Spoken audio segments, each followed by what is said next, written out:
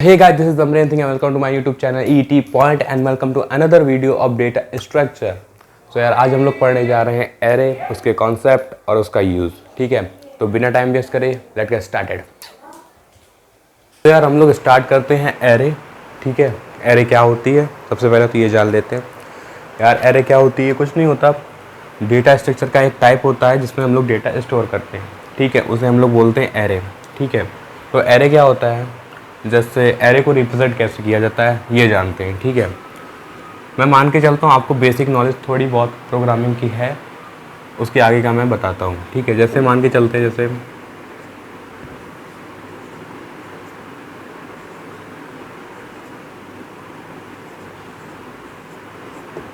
ठीक ये सी का मैं रिप्रेजेंटेशन बता रहा हूँ. लैंग्वेज स्पेसिफिक होता है रिप्रेजेंटेशन, हर एक लैंग्वेज में अलग अलग तरीके से इसको किया जाता है. ठीक है, तो इंट ए 20. ठीक है, तो मैंने एक एरे बना दी है. यहाँ पर इंटीजर टाइप की एरे है जिसके 20 एलिमेंट्स हैं. ठीक है, इसमें हम 20 एलिमेंट्स डाल सकते हैं. तो इसका एरे का साइज़ है 20 और इसका टाइप है इंटीजर. एक चीज़ और, एरे एक टाइप की होनी चाहिए. ठीक है, या तो आप इंटीजर टाइप की एरे बना रहे हैं तो उसमें सिर्फ इंटीजर वैल्यू ही आप इंसर्ट करा सकते हैं. अगर आप फ्लोट टाइप के एरे बना रहे हैं तो आप सिर्फ फ्लोट टाइप की वैल्यू ही इंसर्ट करा सकते हैं. ठीक है, तो इस तरीके की है. आप कैरेक्टर एरे बना सकते हैं तो सिर्फ कैरेक्टर एरे ही इंसर्ट करा सकते हैं, कोई दूसरी वैल्यू नहीं. ठीक है, ये मैंने ओपन एंड रखे क्योंकि इसमें यार आप और चीज़ें ऐड कर सकते हैं और डिलीशन भी होता है. ठीक है, वो आगे हम देखेंगे. ठीक है, तो जैसे मैंने इंट ए 20 लिखा. ठीक है, तो अब जैसे मुझे इंसर्ट करना है यहाँ पर 5. ठीक, तो इंटीजर 4 बाइट लेता है स्टोर करने के लिए, इसमें मुझे 5 स्टोर करना है. तो ये 5 क्या करेगा, ये 4 बाइट्स लेगा. ठीक है, 4 बाइट्स लेगा स्टोर होने के लिए. ठीक है, और 4 बाइट्स हम 32 बिट्स. ठीक है, 4 बाइट 32 बिट्स. ठीक है, 1 byte is equal to 32 bits. ठीक है, तो जैसे 4 इंटू 32 बिट्स. ठीक, एक 5 को स्टोर कराने में मुझे इतनी बिट चाहिए और 4 बाइट्स चाहिए. ठीक है, कैसे होगा, जैसे मैंने, ठीक है, ये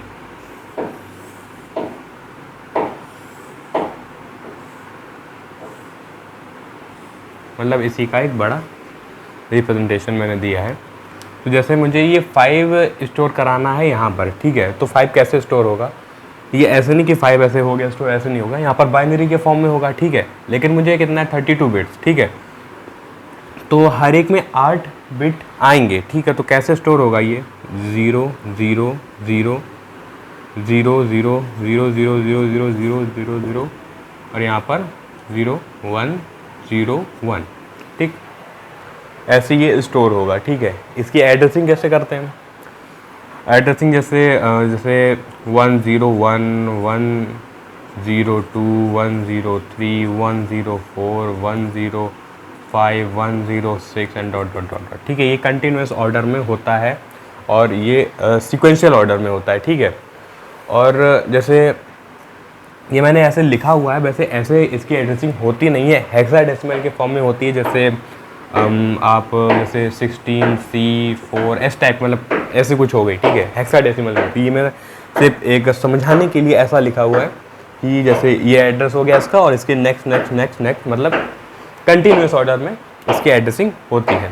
ठीक है, अब एरे को क्रिएट कैसे करते हैं और उसका इम्प्लीमेंट कैसे करते हैं वो सीखते हैं. ठीक है, तो यार बेसिकली यहाँ पर कुछ ऑपरेशंस होते हैं जो हम एरे में या किसी भी डेटा स्ट्रक्चर में परफॉर्म करते हैं, जैसे कि ट्रैवर्सिंग, इंसर्शन, डिलीशन, इस तरीके के कुछ, सर्चिंग, शॉर्टिंग, ये सब चीज़ें भी आती हैं. ये कुछ ऑपरेशंस होते हैं जो हम परफॉर्म करेंगे. ठीक है, सबसे पहले हम लोग ट्रैवर्सिंग देखते हैं कैसे करते हैं और एरे कैसे बनाएंगे, इम्प्लीमेंट कैसे करते हैं. ठीक है, स्टार्ट करते हैं. तो इम्प्लीमेंटेशन हम लोग देखते हैं. ठीक है, सबसे पहले तो हमने यहाँ पर वेरिएबल डिफाइन कर लिए. ठीक, इंटीजर, ये इंटीजर टाइप की एक एरे बन गई.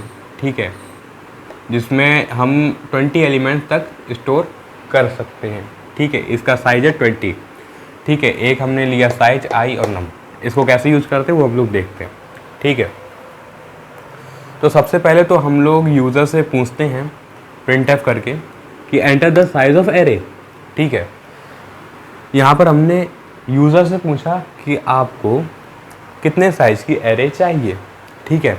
यहाँ पर हमने एरे वहाँ से यूज़र से लिया और यहाँ पर स्कैनफ जो उसने साइज़ दिया, मान लो उसने दिया 5, ठीक है। तो उसे 5 एलिमेंट्स की साइज़, उसके पास 5 एलिमेंट्स हैं, उसे उसको इंसर्ट करना है, तो उसने 5 दिया। तो यहाँ पर फिर हम एलिमेंट स्टोर कराना स्टार्ट करते हैं, ठीक है। एक एरे क्रिएट हो गई है साइज 5 की, ठीक है। अब यहाँ पर हम एलिमेंट स्टोर कराते हैं, ठीक है। और ये जो 5 साइज की एरे है ये एक्सीड कहाँ तक कर सकती है, 20 तक। अभी सिर्फ इसमें 5 हम लोग स्टोर कर सकते हैं, 5 से ज़्यादा नहीं, लेकिन यही एरे 20 तक एक्सीड कर सकती है। लेकिन इससे ज़्यादा अगर हम करने की कोशिश करते हैं तो कंडीशन ओवरफ्लो की आती है, ठीक है। ओके, सो यार यहाँ पर हम लोग एक फॉर लूप लगाएंगे, ठीक है। आई इजकल टू 0, आई यहाँ पर हमने लिया था वेरिएबल, आई इजकल टू 0, यहाँ पर भी डिफाइन कर सकते हो या वहाँ पर डिफाइन कर दिया, कोई प्रॉब्लम नहीं है, ठीक है। आई इजकल टू 0 से I less than size I plus plus, I less than size means I less than 5, ठीक है, मीन्स 4 तक। Okay, scanf %d a of I, ठीक। तो कैसे, जैसे मैंने मानिए आप एक एरे बनाई,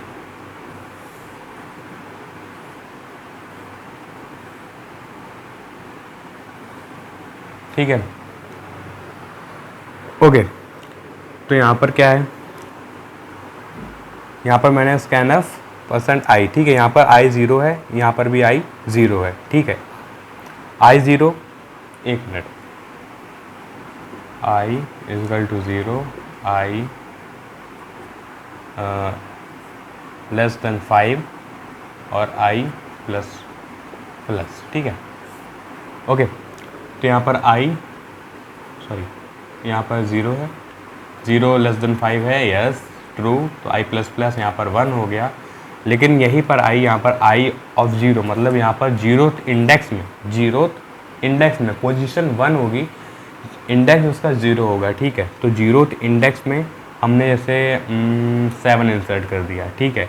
अब i plus plus i 1, i equal to 1, 1 is less than 5, yes condition true. यहाँ पर सेकेंड, तो यहाँ पर मैंने 10 इंसर्ट कर दिया फर्स्ट इंडेक्स में, ठीक है। ऐसे सेकंड इंडेक्स में मैंने 11 किया, थर्ड इंडेक्स में मैंने 4 किया और फोर्थ इंडेक्स में मैंने 6 किया, ठीक है। इससे मैंने ये एरे बना दी जिसमें मैंने कुछ एलिमेंट इंस्टोर कर दिए, ठीक है। अब इसके बाद क्या करना है, अब हमें एरे तो मेरी बन गई, अब देखना है मेरे को एरे क्या बनी भाई, कितने एलिमेंट आए हैं, ये सब चीज़ें देखना है। तो वो चीज़ फिर हम ट्रेवर्स करेंगे, ठीक है। तो यहाँ पर printf लगाएंगे, printf element in the array are. फिर यहाँ पर फिर से एक फॉर लूप लगाएंगे, i इजकल टू 0 से i less than size i plus plus, ठीक है। यहाँ पर स्कैनफ की जगह printf लगाएंगे, ठीक है।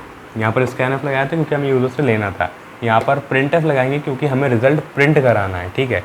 तो यहाँ पर i 0 है, ठीक है, कंडीशन ट्रू हो गई है, ठीक है। और i प्लस प्लस, तो i का जीरोथ इंडेक्स में जो भी एलिमेंट है वो चीज़ ये प्रिंट कर देगा, जैसे 7, फिर उसके बाद i प्लस प्लस हो गया 1 हो गया, तो फर्स्ट इंडेक्स में 10, फिर उसके बाद 11, फिर उसके बाद ऐसे ऐसे ये चीज़ चलती जाएगी, ठीक है।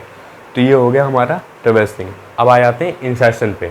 इंसर्शन कैसे करेंगे हम लोग एरेज में, ठीक है। सो यार अब हम लोग पढ़ते हैं इंसर्शन, ठीक है। इंसर्ट कैसे करते हैं एलिमेंट्स, ठीक है।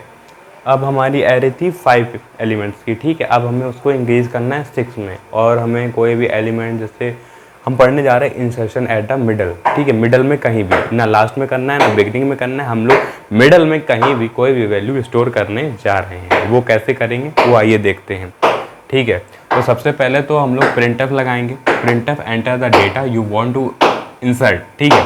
तो यहाँ पर वो डेटा यूज़र डालेगा जो उसे इंसर्ट कराना है इस एरे के बीच में कहीं भी, ठीक है। किसी भी इंडेक्स में वो इंसर्ट करा सकता है, वो डेटा यहाँ पर उसे डालना है।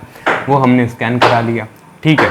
उसके बाद printf enter the position where you want to insert. ठीक है, अब ये देखिए ये मैंने दो चीज़ें बनाई हुई हैं, ये पोजीशन, ठीक है, तो ये इंडेक्स वाली लाइन है ऊपर और नीचे वाली पोजीशन है। ठीक है, इंडेक्सिंग हमेशा 0 से स्टार्ट होती है एरे की, और पोजीशन हम लोग 1 2 3 4 5 6 नॉर्मली जो होता है उससे करते हैं। ठीक है, तो हमें कौन सी पोजीशन में करना है वो ये डालेगा। ठीक है, तो सपोज करते हैं कि यूज़र ने यहाँ पर 10 स्टोर कराना है थर्ड पोजीशन में। ठीक है, उसे 10 स्टोर कराना है थर्ड पोजीशन में। अब थर्ड पोजीशन में क्या है, 5 है थर्ड पोजीशन में, इसका इंडेक्स क्या है, 2 है। ठीक है, तो इसको कैसे करेंगे, इसको अगर हम डायरेक्ट यहाँ पर थर्ड पोजीशन में 10 को इंसर्ट कर दें या प्रिंट कर दें तो क्या हो जाएगा, ये 5 ओवर राइट हो जाएगा 10 से। ठीक है, ये 5 ओवर राइट हो जाएगा 10 से। अब ये 5 इसको कैसे फाइंड कर सकते हैं, ये तो गया, तो ऐसे नहीं करना है। ठीक है, तो अभी ये चीज़ यहाँ पर ऐसे नहीं होगा, अभी यहाँ पर ये 5 ही रहेगा। ठीक है, अब क्या कैसे कर सकते हैं हम लोग, ये चीज़ कैसे कर सकते हैं कि ये जो 9 है हम लोग लास्ट से स्टार्ट करेंगे, ये जो 9 है अगर इसको हम यहाँ शिफ्ट कर दें, ठीक है, अगर ये 9 यहाँ पर शिफ्ट हो जाए और इसको यहाँ पर शिफ्ट कर दें तो 8 यहाँ पर शिफ्ट हो जाए और इसको यहाँ पर शिफ्ट कर दें तो यहाँ पर 5 शिफ्ट हो जाए। अब यहाँ पर हम 10 लिख सकते हैं। ठीक है, क्योंकि हमारी 5 वाला भी नहीं गया और यहाँ पर 10 इंसर्ट भी हो जाएगा बीच में। तो ये कैसे करेंगे, तो ये करेंगे ऐसे, जब हमने दोनों चीज़ें यूज़र से ले ली, वैल्यू और पोजीशन, तो अब उसके बाद हम लोग एक फॉर लूप चलाएंगे। ठीक है, तो फॉर लूप चलाएंगे i इजकल टू साइज -1 से। ठीक है, i इजकल टू साइज -1, तो साइज क्या है हमारी एरे का, साइज है ये 5। ठीक है, साइज -1 तो हो गया 4, a ऑफ 4 से हम लोग ने लूप चलाया। अब i की वैल्यू है 4 इस समय। अब 4 greater than equal to position, अब पोजीशन हमारी क्या है, थर्ड पोजीशन में हम लोग को करना है। ठीक है, तो क्या करेंगे, थर्ड पोजीशन में करना है। ठीक है, तो क्या ये कंडीशन सेटिस्फाइड हो रही है, हाँ हो रही, 4 greater than equals to 3, yes. तो यहाँ पर क्या आएगा, हाँ, तो यहाँ पर पोजीशन सेटिस्फाइड तो i माइनस माइनस। ठीक है, अब यहाँ पर क्या होगा, a of 4 equal to a of i plus 1। अब i क्या है, i 4 है। अब यहाँ पर जो a ऑफ 4 की वैल्यू है, जो फोर्थ इंडेक्स में a वैल्यू पड़ी है, वो अब चली जाएगी 4 प्लस 1 में, मतलब 5 में। ठीक है, तो जो ये फोर्थ इंडेक्स की वैल्यू है ये अब 5 में चली। ठीक, बात समझ में आ रही है, जो ये फोर्थ इंडेक्स की वैल्यू है ये अब फिफ्थ इंडेक्स में चलेगी। ठीक है, तो जो 9 है ये चला गया, फोर्थ इंडेक्स में था वो चला गया फिफ्थ इंडेक्स में। ठीक है, ऐसे ही आगे जब प्रोसेस होगा ये चीज़, हाँ, तो इसके बाद जब ये i माइनस माइनस हुआ तो अब a ऑफ 3 हो गया यहाँ पर। अब a ऑफ 3 क्या है, a of 3 greater than equals to position, greater तो नहीं है बट इक्वल्स टू पोजीशन है, राइट। तो यहाँ पर क्या होगा, a ऑफ 3 मीन्स इंडेक्स का 3, पोजीशन का 3 नहीं, इंडेक्स का 3, तो इसकी वैल्यू शिफ्ट हो जाएगी 4 में, a ऑफ 4 में i प्लस 1। अब i की वैल्यू 3 है तो यहाँ पर a ऑफ 4 ही है तो आएगा, ठीक है ना। तो फोर्थ इंडेक्स में 3 की वैल्यू चली जाएगी। अब जो 2 की वैल्यू है ये 5, तो ऐसे ही a ऑफ 2 चला जाएगा a ऑफ 3 में।